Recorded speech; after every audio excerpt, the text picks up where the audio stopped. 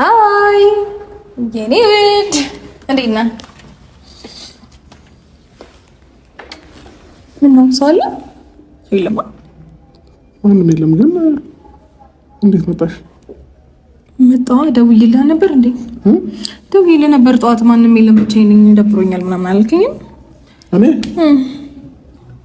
አይነን ገለጥ አድርገውና በደንብ ተመልከተኝ። ይሄን ማሽን ቀጠነ ያልኩት እኮ እኔ እንኳን የወለደሽ ቀርቶ እኔ አሁን እንደኔ እንደዚህ አይነት ሸንቃጣ ሴት ከየት ታገኛለህ? እስኪ ተመልከተኝ። የምሩኝ ነው። አምሮብኛል። ምንድነው እሱ? አይኔን እያየህ አውራኝ። አይኔን እያየህ አውራኝ። አይኔ ያስፈራል። አይኔ ያስፈራል።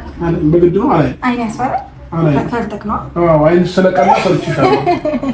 ስለቀላ ፈርችሻለሁ እኮ። ችግር የለውም። ምንም ኖርማል ነው። ሴት ልጅ እኮ ነኝ።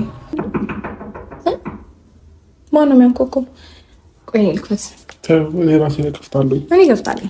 ኧረ እኔ ራሴ ነኝ የምከፍተው። ሲጀምር አንተ አትከፍትም። ካሁን በኋላ እኔ የፈለግከውን ነገር አድርግልሃለሁ። ልቀቀኝ። እኔ እከፍትልሃለሁ።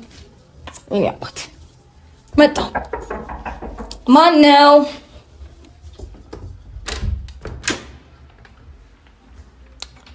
ሃይ እንዴት መጣሽ?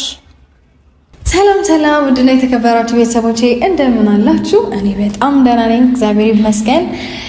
እንግዲህ ዛሬ በድጋሚ ተመልሼ መጥቼላችኋለሁ። እንግዲህ ዛሬ በድጋሚ ስመለስ ወደ ውዱ ባለቤቴ ሆቴል ለመሄድ አስቤን የመጣሁትኝ እና አሁንም ያለው እዛ ነው። ወደ ሩሙ ግን ጠቃ አላልኩኝም። ጠዋት ደውዬለት ነበረና አልወጣሁም ብሎኛል፣ ደብሮታል መሰለኝ እና መልሼ ስደውልለት ከሰዓት አካባቢ ደግሞ ቅርብ ሰዓት ማለት ነው ስደውልለት ኧረ ሩም ነኝ የትም አልሄድኩም ብሎኝ ነበረና ለምን አልወጣም? ምን ሆኖ ነው? ደብሮታል ወይ ምናምን ብዬ አሰብኩኝና